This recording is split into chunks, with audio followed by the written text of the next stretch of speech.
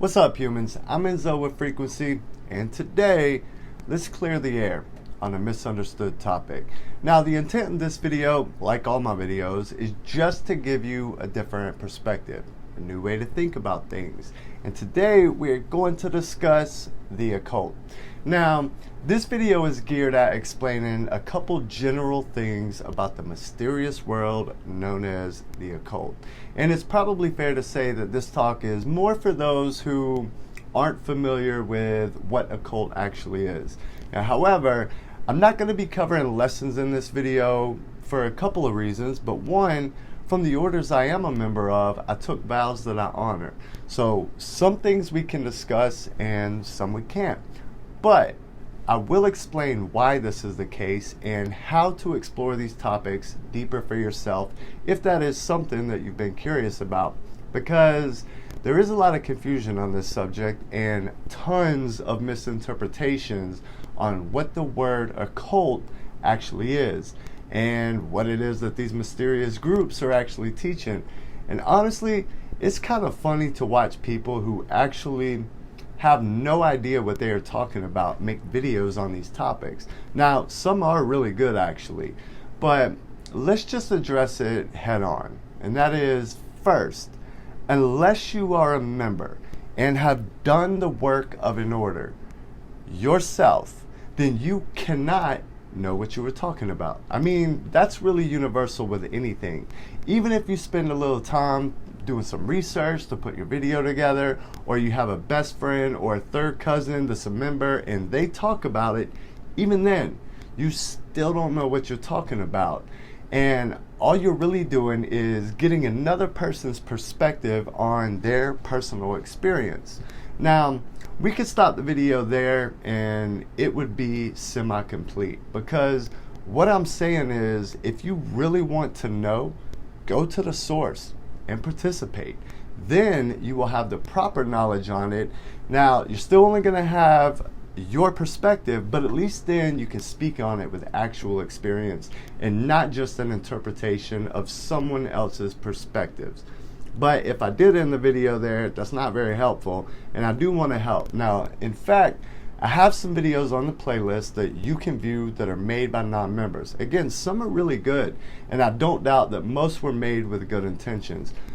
But some are made for views and to simply invoke some sort of fear in others, because for whatever reason, humans seem to like selling fear. So my objective is to give you enough information to actually look into these things properly for yourself. So, now that we have that out of the way, let's start with what the word occult means and why societies are secret. So, first off, it's occult, not a cult, and there's a big difference. But the word occult at its core simply means hidden, and this is for a good reason. But this world is also a giant divine puzzle, and it's way more fun when you actually seek things that are hidden in order to find them. I mean, that's my opinion anyway. But I guess this is probably what makes people come up with assumptions as to what the occult is. I mean, I can't tell you how many times I've seen a video telling people the occult is planning to take over humanity or something along those lines, or they speak on the Illuminati as if they know who they even are.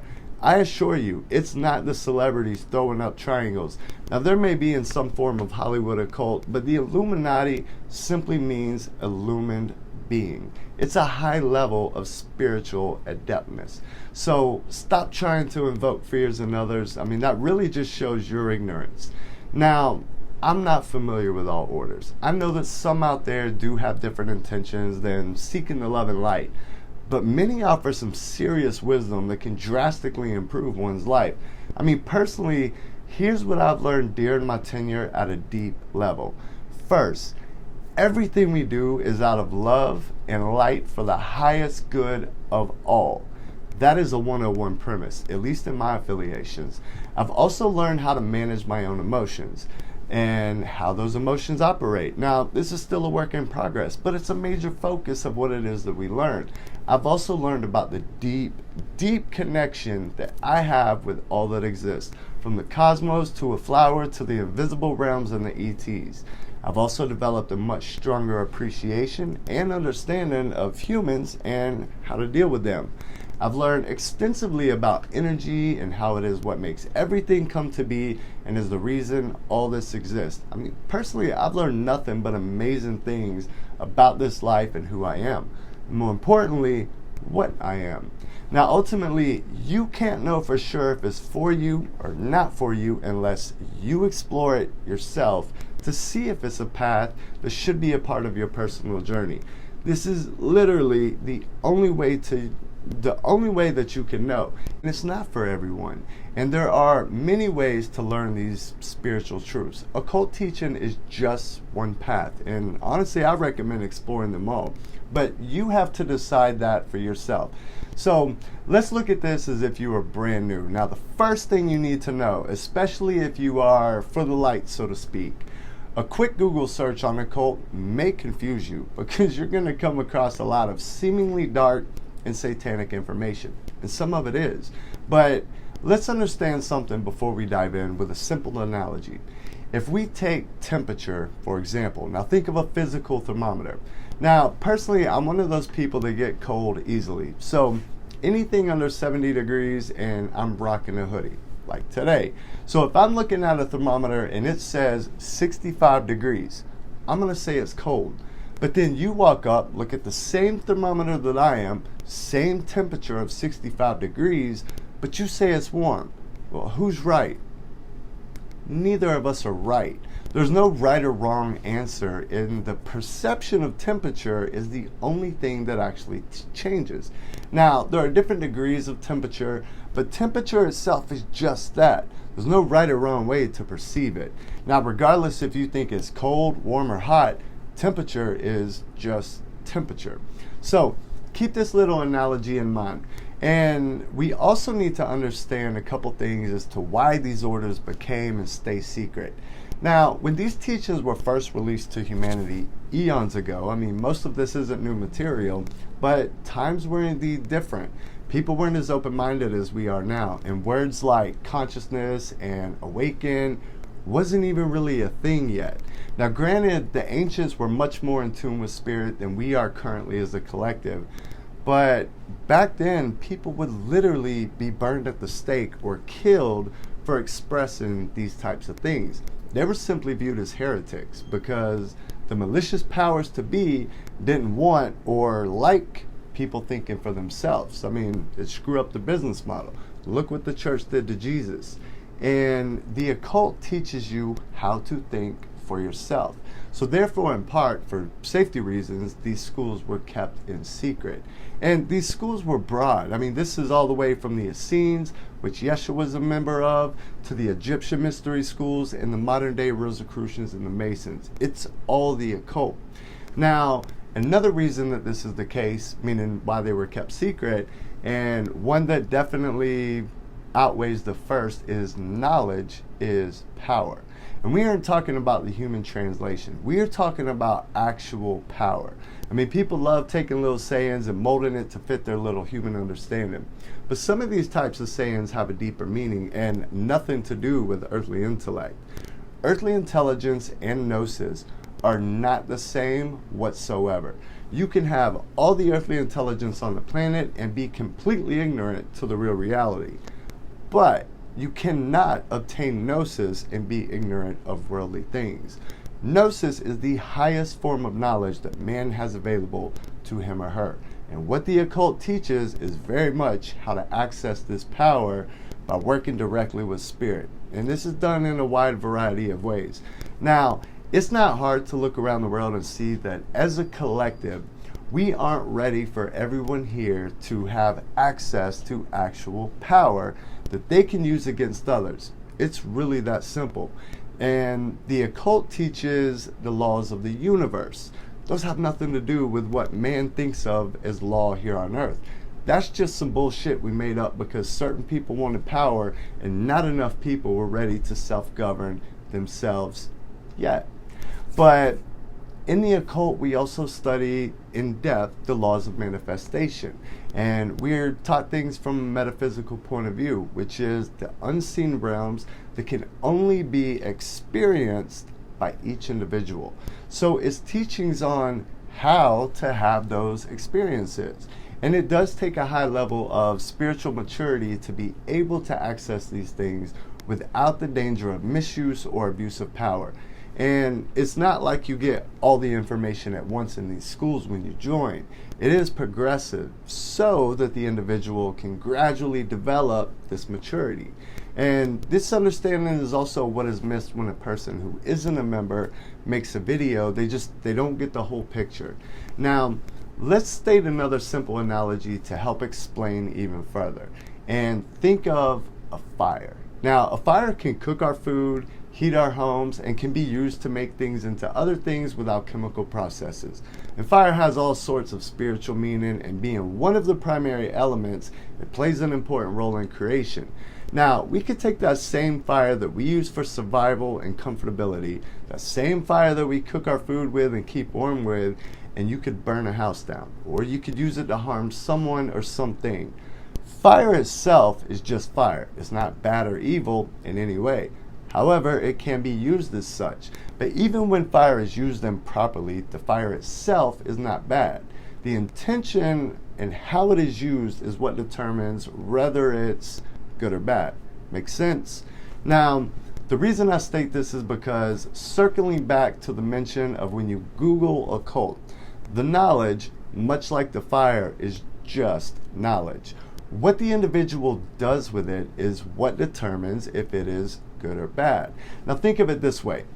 There's a good reason we do not teach toddlers how to use fire at a young age. I mean, they simply aren't ready to comprehend how to use it properly or the dangers associated with it.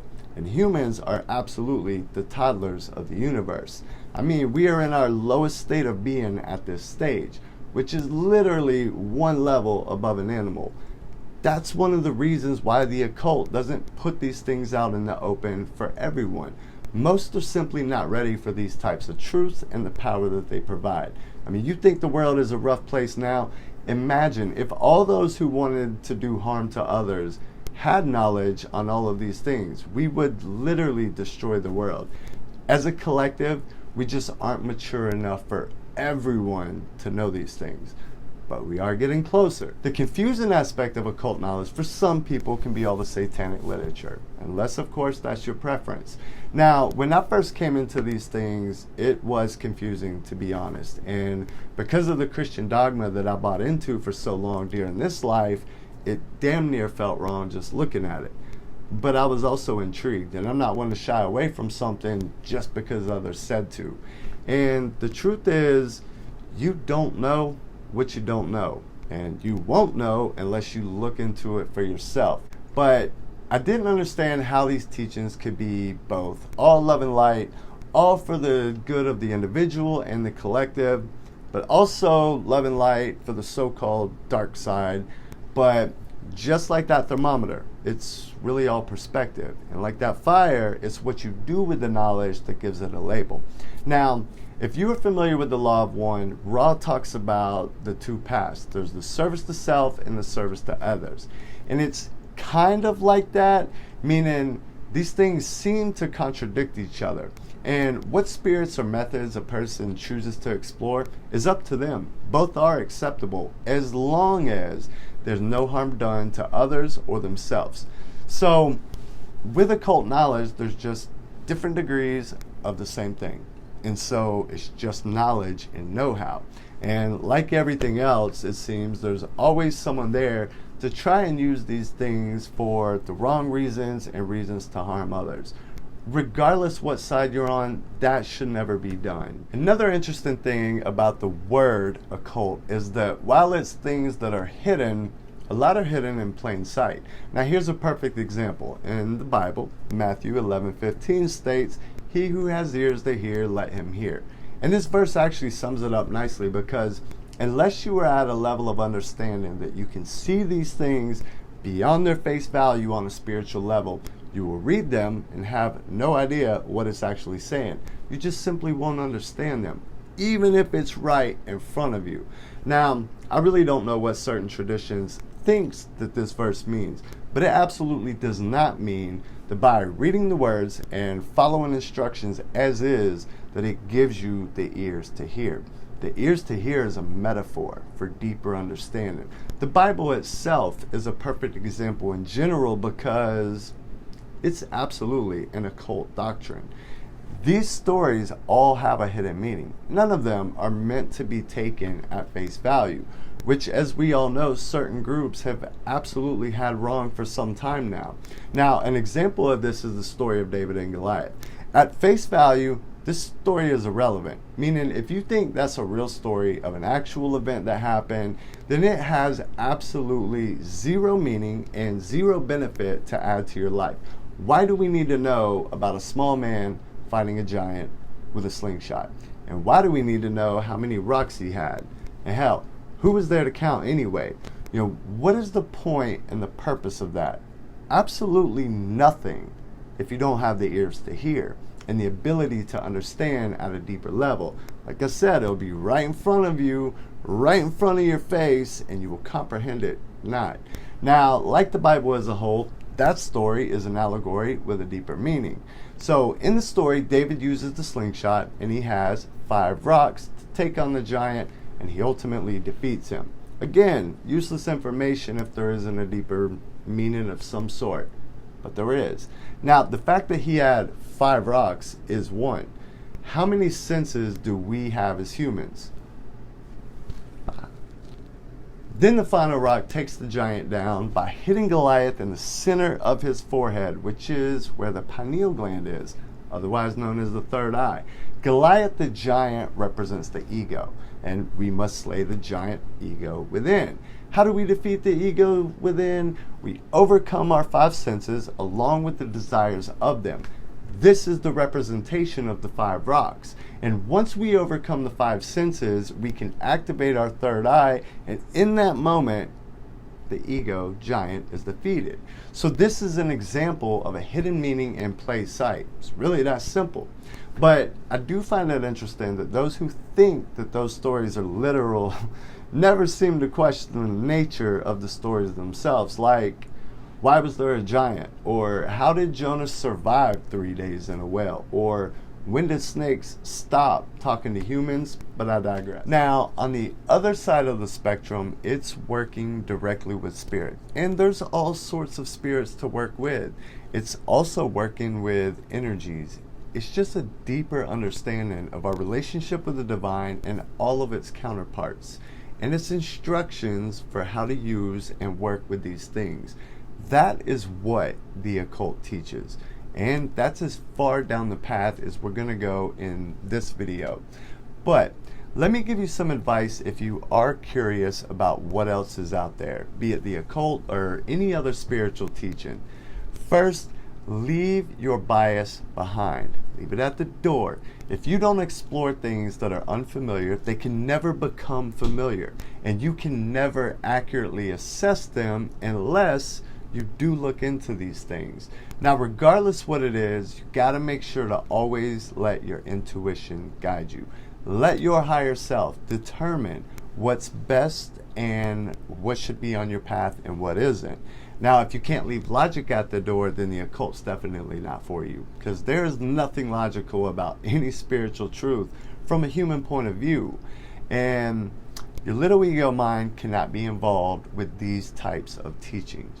Therefore, the little ego mind has no business trying to decide if this is something that is right for you or not. Now, I know that that's tough for some people to grasp, and if you struggle in that area, the occult may not be for you, or at least not for you at this time, because you have to be open to new things. And if you come across things that you question, always ask yourself this question: who told you that?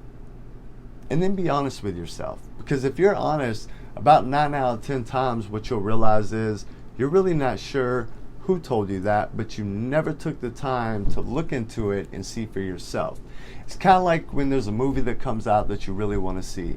Now, if you are the type of person who wants to go see a movie, but also the type of person who goes to the online movie reviews and determine if you're going to go see that movie or not based on what everybody else is saying, well, then you're a follower. You're a yes man or a yes woman. You are not a free thinker, and the world of the occult is definitely not for you. You're probably more suited for a traditional church setting where they tell you what to think and what to do. And if that pisses you off, at least you now know where you stand. And you absolutely have the power to change that. Think for yourself. The world is desperately needing more free thinkers out there. So don't be afraid to explore things and then use your very own discernment to make a decision. It's that simple. I mean, you don't know if you like a certain food or not until you try it, right? And you can't know if something is for you or not until you explore it yourself. That's with anything. And even if you explore the world of the occult and then decide that it's not for you, then that means you're doing it right, as long as you decide yourself and don't allow others who really don't know any more than you do to decide for you. Don't do that. That's giving your power away. Now, if you have any further questions or specific things that you would like to know, reach out, and if I'm able to assist, I will gladly do so. But don't ever take my word for it either. You have to determine these things for yourself. And I just hope that my sharing of my personal perspective has been helpful to you in some way. Look, the infinite world of spirit has something for everyone. So go find what makes your soul sing and stick with that. And never, never let anyone else determine your personal truth. You are better than that. And as always, I appreciate you spending a few of your earthly moments here with me today. And until next week, I send wishes for peace profound.